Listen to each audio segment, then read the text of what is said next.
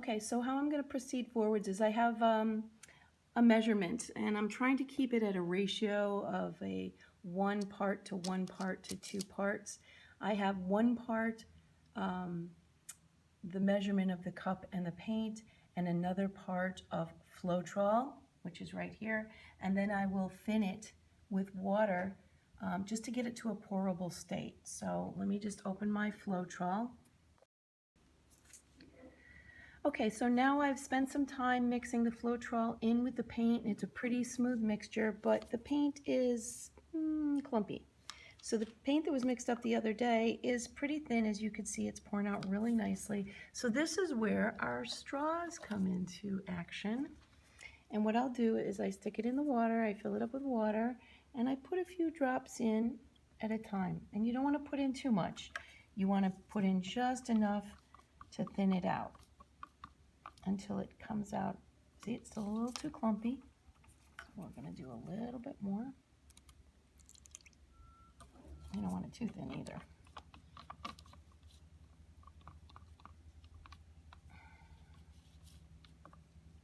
So it's even a little bit more now.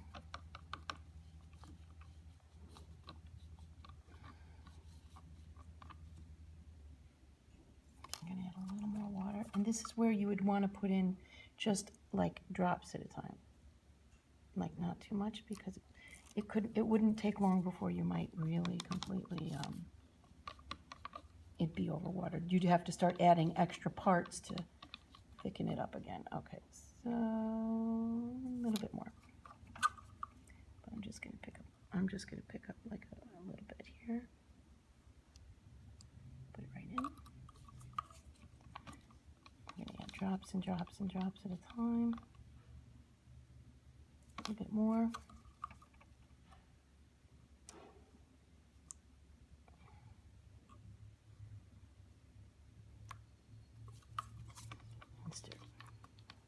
And you have to stir these pretty good because you want to make sure you got all the lumps out, get all the stuff around the sides.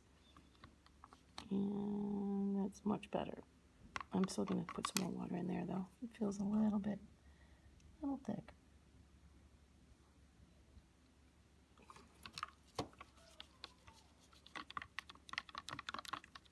Holding the camera with one hand and stirring with the other, that's awkward. Oh, much better, much better. Okay.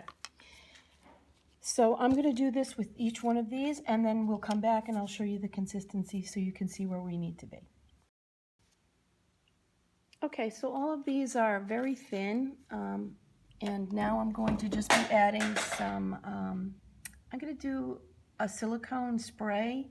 I was going to use silicone drops, but I think I'm going to experiment before I go pouring those on a canvas.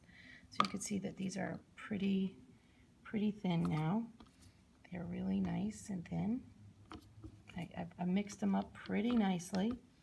The silicone kind of helps everything slip and slide out of the cups. So I'm going to add I have this silicone right here, and I'm going to blast a little bit into each cup.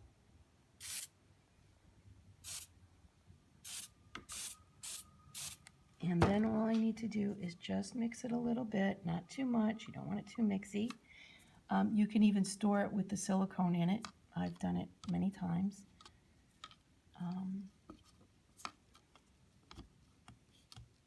And then we're going to do a pour. We're going to pour right out. Okay. So first what I'm going to do is I'm going to get I prepared an area here. It's all covered. It's very messy. It's going to come out everywhere.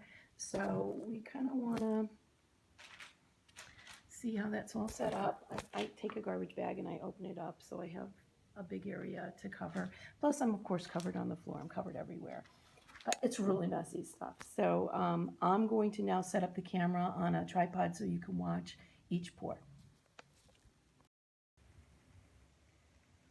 Okay, so what I'm going to do now is I'm going to set up my cups because I'm going to do a piece that will have these 2 cups like that, just like that. Okay, so I'm going to set up my cups now, right here.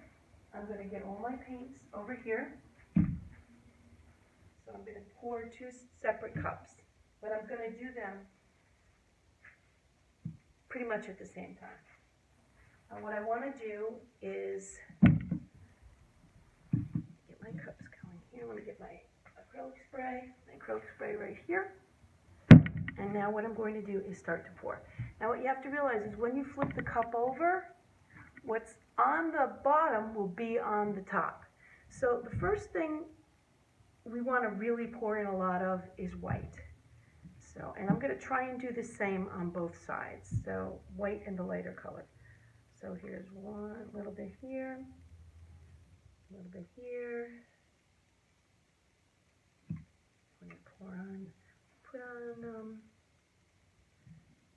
let's put on our purpley color. Because we're not going to use much of these darker tones at all. Let me mix it up good. We're not going to use much of the darker tones at all.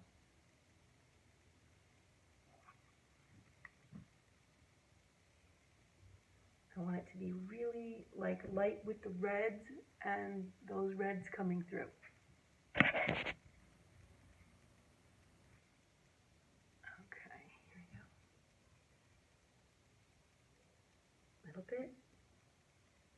Little bit, back to the white.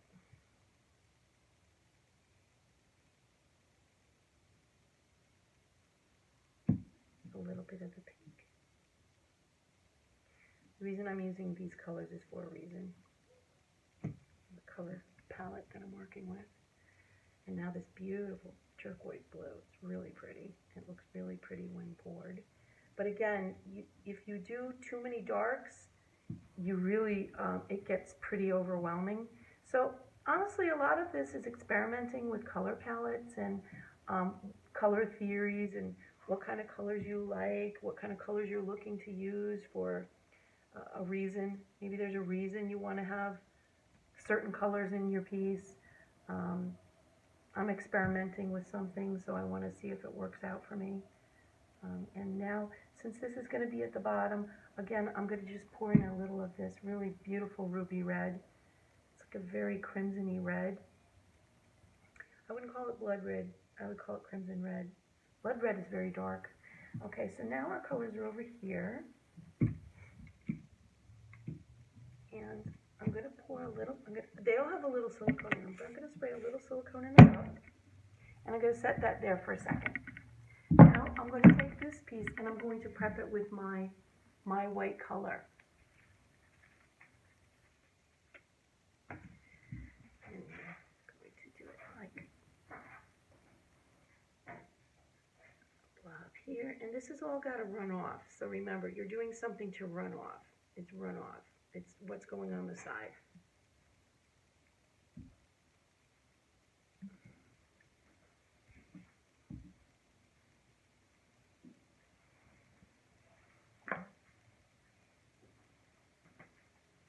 And like I said, there's a lot of runoff.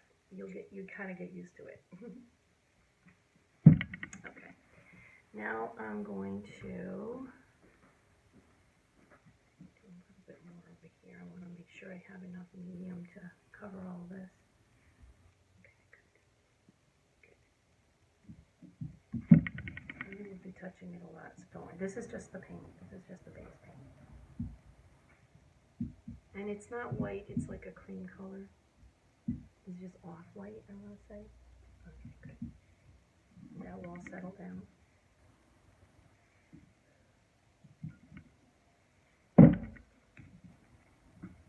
Okay, and I'm going to add more paint to my pour.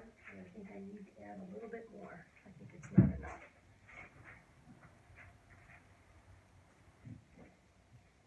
So I have some more white here I'm going to pour in there.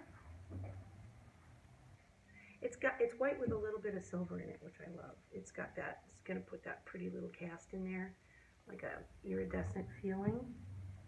Some pinks. A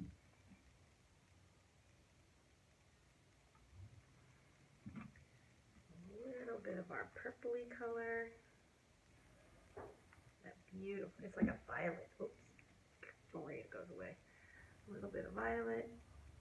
And we're going to spray it again. Poof.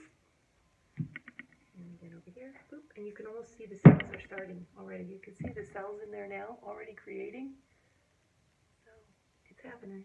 Okay, I'm going to flip it. That was a terrible flip. And we're going to just move it around a little bit. And over here too.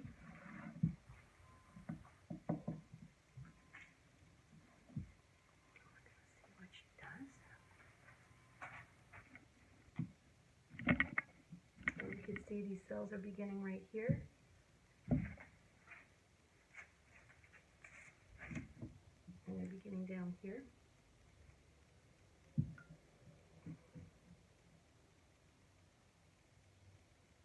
So we want to pull it over to the side a bit. So what you're doing is you're really, sometimes there's some really pretty cells you're going over and you don't want to go over them, but it's okay, because more beautiful cells come out too. And we're going to do it over the other side too. We want to get this area over here. And you can see all that running, and it's running into there, so I'm going to want to get that out of there.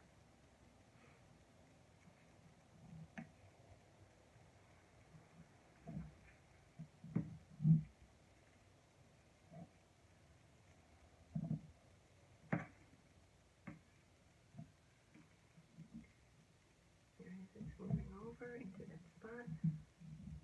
What I'm looking for is moving to that empty spot, and now we're going to move down to the bottom.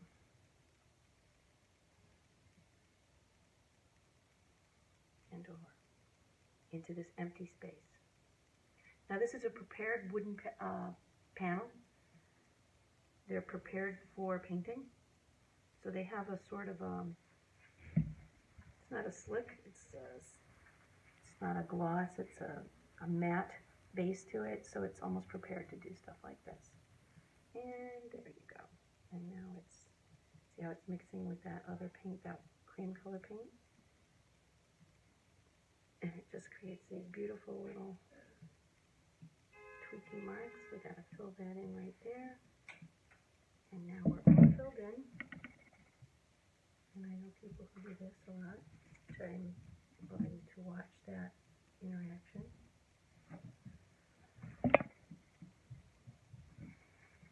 And you can guide it a little bit.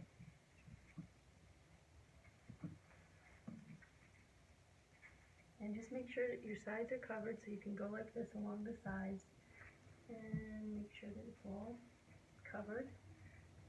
And there's pouring that will happen on the sides, which is fine, as long as everything is covered. And sometimes whatever isn't covered, you can touch it up later, but it's really neat when you can get, like I have a little pink spot here I don't like. And that'll all settle down, and we'll all start doing these. As you can see, all this is already occurring. And the white that is in the pour, which is this color, is coming through right underneath here.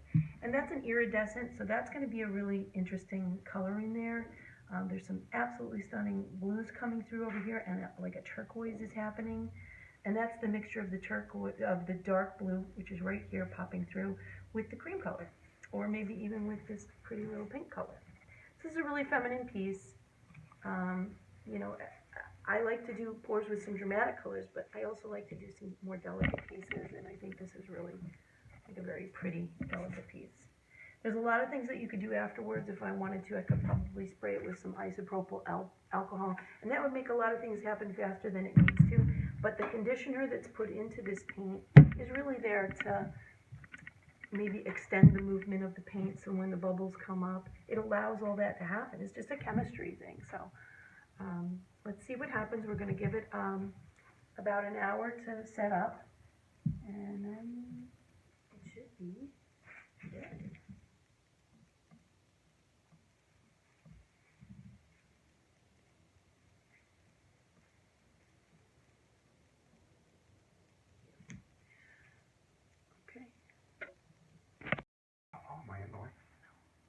Okay, so one other thing that I want to show you in this particular video, and I'm going to do other videos, but I want to show you how this works.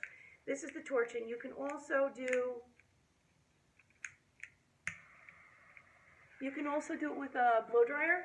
But what this does is it increases the bubbles a little bit. There's some bubbling that goes on underneath. Something just popped out right there. Something just popped right there. So if you watch, little bubbles come up and they pop.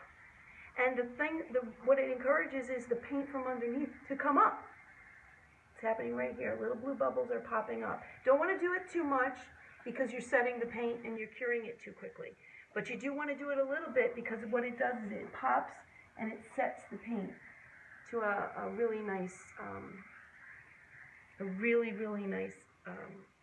it just sets it up to start bubbling more. So I wanted to show you that too. Okay guys, so this is where it's going to be for a little while. It's going to set up. It's going to even change completely to a completely different look, even within hours. But this is what it's doing right now. Really beautiful cells happening. Little ones and some are bigger ones. And just the way it moves around is so pretty. You know, it wasn't really the perfect pour, but it really did some interesting things that I really love. So I'm going to be working on another one right now. I'm going to be putting this one aside to dry. And, well, there she is. It's a very pretty piece. I love the red. I'm a very big red and crimson fan. And look at all this beautiful action going on here. It's just such a pretty practice of abstract art and chemistry, and I just love looking at it. Actually, what I was looking to do was a heart. I was trying to create a heart, and what I'm going to do is there is some things that you can do on top of this. This is the process that I'm personally going through, is, you know, making an underpainting with this and then going forward into more fine art. I do have a little crinkle here that I don't know. I'm going to try and touch it up tomorrow, but I'm not going to do it while it's still fairly a little bit damp. But I'm extremely pleased with how it looks. I just think it's a really beautiful piece. It's very expressive, and it's got a lot of this cell action going on. So I love the colors of the dark blue with the magenta and the dark red and that purpley color in there. It's very pretty, along with the really just gentle sort of, you know, peach color. So I really love it, and I love the process. It's a lot of fun. What I love about it is that it gives you this sort of resin feel. I've just put some lighting so that you could kind of see the smoothness that it creates, this very smooth resin feel. I am going to do a pour over this when I'm done doing the painting on top of it that I'm doing. And when I'm done with that, I'll post it on my Facebook or on my kellybandelos.com channel. So just keep in touch, keep an eye out, subscribe on kellybandelos.com, and you'll see we're doing a lot of these constantly. So I'm really enjoying the process, and I hope you are enjoying the outcome. Thank you. Have a great day, and subscribe.